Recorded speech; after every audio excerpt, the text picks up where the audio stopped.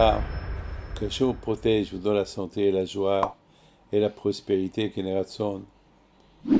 Bien sûr qu'il y a quelque temps, on a fait la Iloula de Rabbi Melubavitch le 3 Tammuz.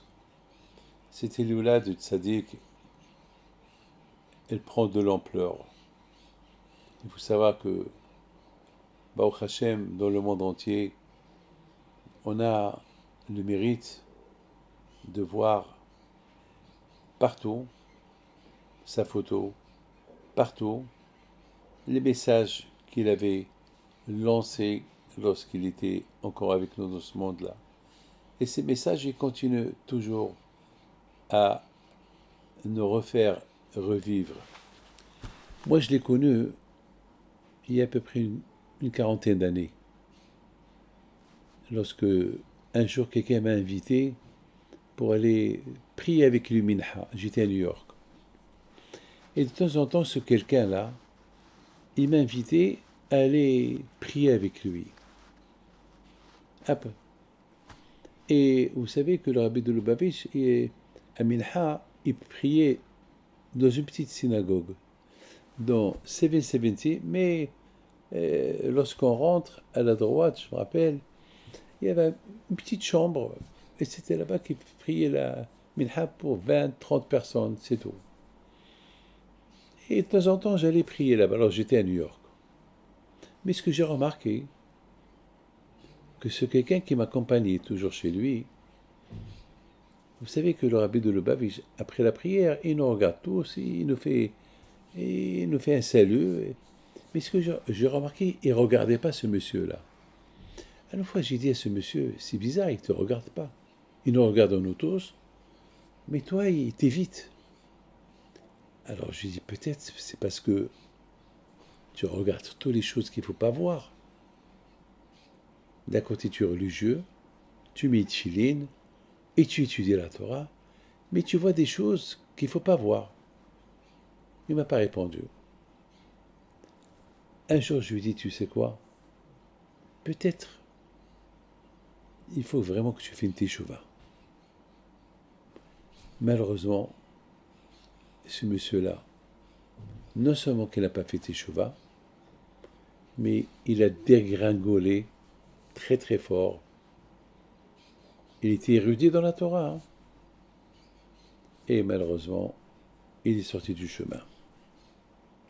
Aujourd'hui, peut-être il a 75 ans, il a peut-être mon âge, 76 ans. Il est complètement hors circuit. Alors je vous pose une question. Comment est-ce possible que quelqu'un qui était dans la Torah, il est sorti du chemin?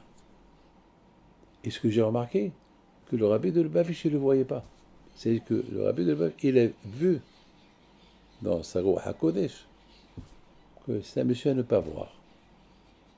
Parce qu'on dit très bien, on dit qu'il ne faut pas voir le visage de quelqu'un qui fait des bêtises. Et qui fait des bêtises exprès. Parce que, quand même, il savait que c'est péché ce qu'il faisait. Il les faisait.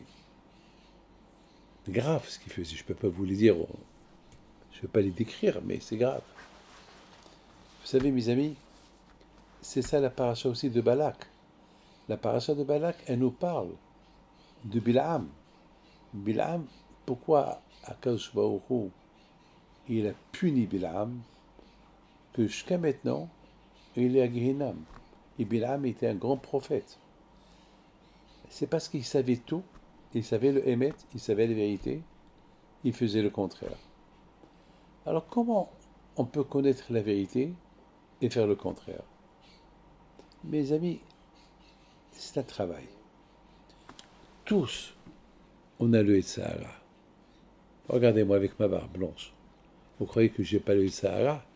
Moi aussi je l'ai. Qu'est-ce que vous croyez? Vous croyez que je suis un tzaddik? Non. Non. Il faut que je me travaille tout le temps. De la même façon qu'il faut travailler pour être riche, il faut travailler pour trouver une femme, il faut la chercher. Il faut travailler pour construire une maison. Il faut aussi travailler les midotes, les qualités.